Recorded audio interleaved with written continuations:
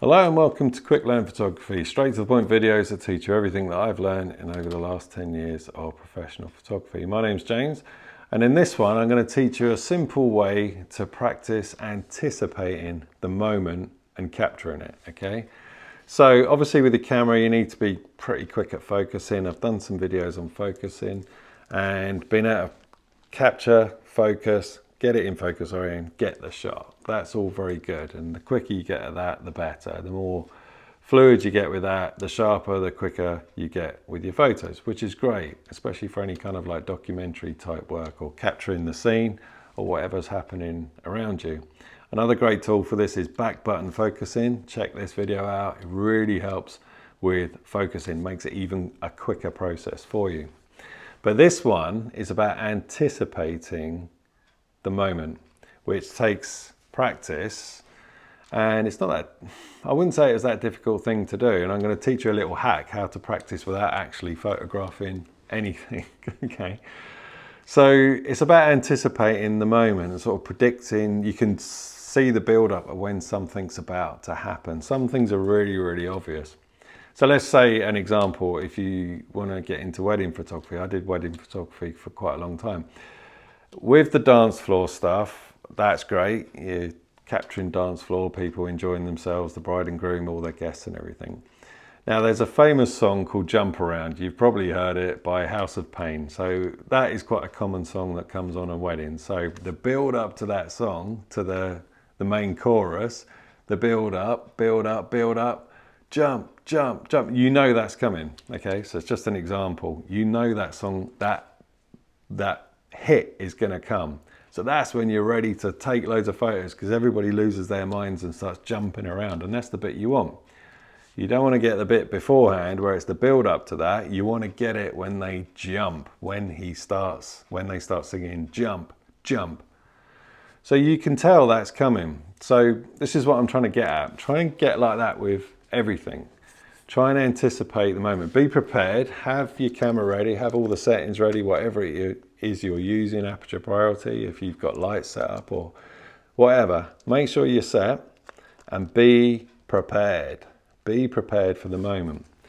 So let's say some kind of speech, for instance. Again, you get that at weddings, like the speeches during a wedding, or it might be a business event. I do quite a lot of those where people give speeches. Now, you can be really quick at focus. Let's say it's a business event speech, all right, or something for the press or whatever it is. You're doing a speech of some kind. You're documenting someone giving a speech, all right? This is where you practice, and also you take a lot of shots as well, but this is where you have to anticipate the moment. So when people talk, obviously, and you know, they want your images for whatever it is they're doing, press, social media. If you take random photos when they're talking, you might not get very flattering shots, or shots that don't hold any impact. It might be like, ugh, like that, you know, like, or you don't want shots like that. So you have to anticipate the moment, like when they gesture and make a point, or when they're coming to an end of a sentence and they really hold that point. They're the sort of shots you want. Now it helps to take lots and lots of shots. Not everyone's going to be a keeper.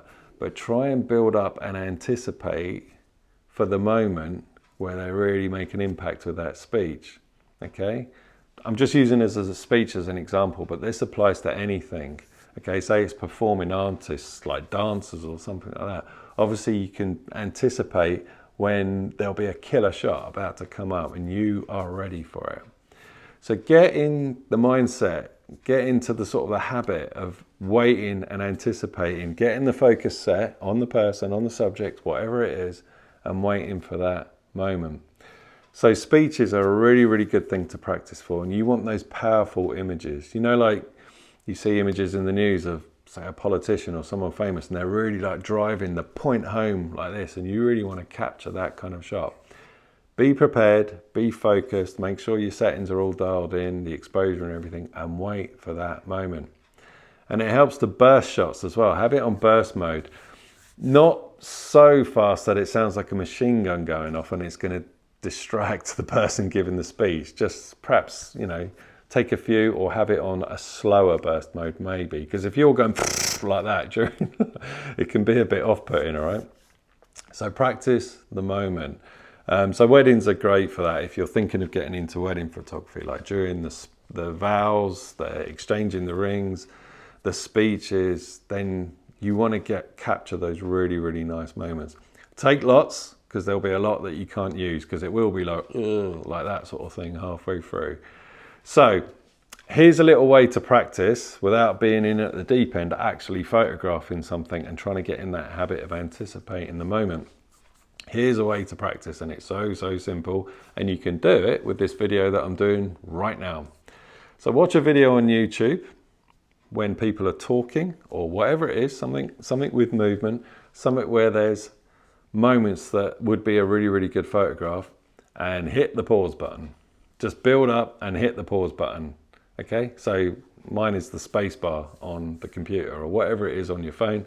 Hit the pause button. So when they're talking, see that?